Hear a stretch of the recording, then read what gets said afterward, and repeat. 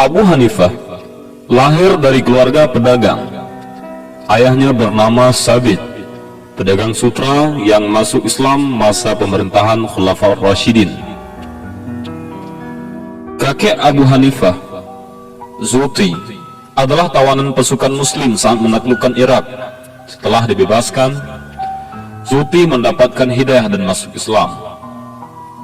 Semasa hidupnya, Zuhti menjalin hubungan baik dengan Ali bin Abu Thalib, sahabat Nabi yang menetap di Kufah. Hubungan baik ini kemudian diteruskan oleh anaknya, yaitu Sabit. Bahkan dikisahkan Ali bin Abu Thalib mendoakan keturunan Sabit agar selalu diberkahi oleh Allah Subhanahu wa Ta'ala. Tidak lama kemudian Abu Hanifah lahir. Beliau tumbuh seperti halnya anak kecil pada umumnya saat itu. Sejak kecil, beliau sudah hafal Al-Quran dan menghabiskan waktunya untuk terus-menerus mengulangi hafalan agar tidak lupa. Pada bulan Ramadan, Abu Hanifah bisa mengkhatam Al-Quran berkali-kali berkat hafalannya. Abu Hanifah awalnya tidak terlalu serius belajar agama.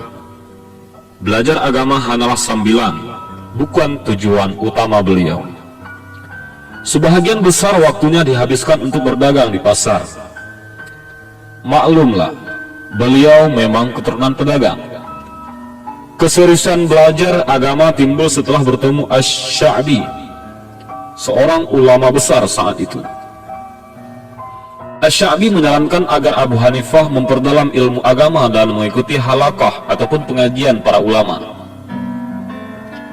Kamu wajib memperdalam ilmu dan mengikuti halaqah para ulama, karena kamu cerdas dan memiliki potensi yang sangat tinggi, tutur Asy-Sya'bi. Nasihat ini sangat berbekas dalam hati Abu Hanifah. Dia menunjuk orang lain untuk mengurusi dagangannya. Sesekali beliau mengontrol dan memastikan usahanya lancar. Sebahagian besar hidupnya dihabiskan untuk belajar dan menghadiri halaqah ulama. Salah satu halaqah yang sering dihadiri Abu Hanifah adalah halaqah Hammad bin Abu Sulaiman. Beliau adalah guru yang sangat berpengaruh dalam kehidupan Abu Hanifah. Beliau belajar selama 18 tahun kepada Hammad. Andaikan beliau tidak wafat tahun 120 Hijriah, tentu Abu Hanifah masih terus belajar kepadanya. Setelah Hammad meninggal, Abu Hanifah diminta mengisi halaqah keagamaan di Kufah. Sebelum Islam datang, di Irak tradisi keilmuan sudah berkembang dan peradabannya sudah mapan. Ada banyak sekolah dan tempat diskusi. Filsafat termasuk salah satu disiplin keilmuan yang cukup diminati kala itu. Maraknya kajian filsafat ini berdampak terhadap berkembangnya kajian ilmu kalam ataupun teologis dalam Islam. Para intelektual muslim saat itu lebih banyak memperdalam ilmu kalam, logika, dan debat. Ketiga ilmu ini harus dikuasai untuk merespon pertanyaan dan permasalahan teologis yang dilontarkan oleh para filsuf. Abu Hanifah pada mulanya memperdalam ilmu kalam. Beliau turut serta meramaikan peradaban teologis pada waktu itu. Kitab Fiqhul Akbar menjadi bukti kepiawaian Abu Hanifah dalam ilmu kalam. Hingga akhirnya beliau menyadari bahwa ilmu ini tidak ada manfaatnya dan tidak berdampak terhadap generasi berikutnya.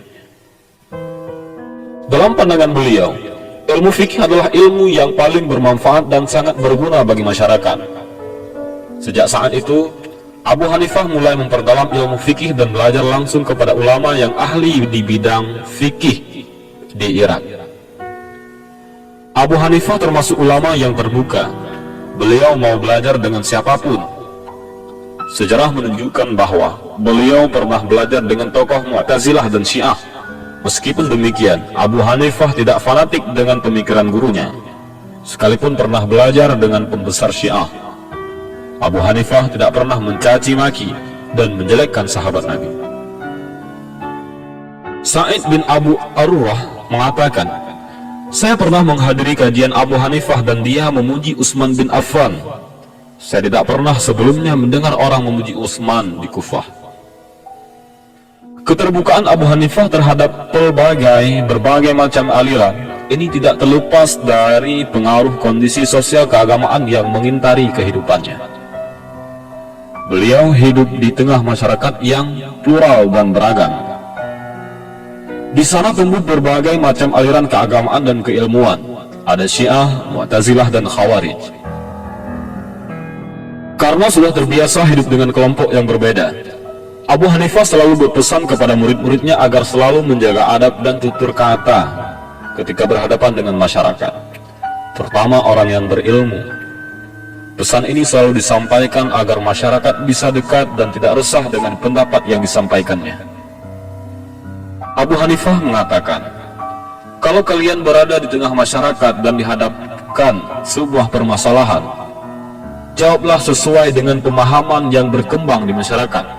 Setelah itu baru kemukakan pendapat pribadimu beserta argumentasinya.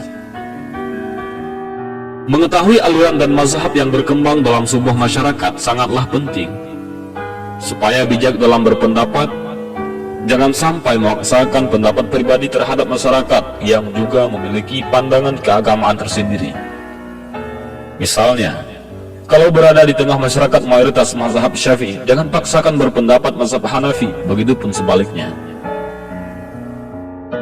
Abu Hanifah termasuk salah satu ulama yang tidak mau menerima bantuan pemerintah. Seluruh biaya hidupnya ditanggung sendiri dan diperoleh dari hasil usaha dagangnya. Hal inilah yang membedakan Abu Hanifah dengan Malik bin Anas, pendiri mazhab Imam Maliki, di mana biaya hidup ditanggung seluruhnya ataupun sebahagiannya oleh Baitul Mal.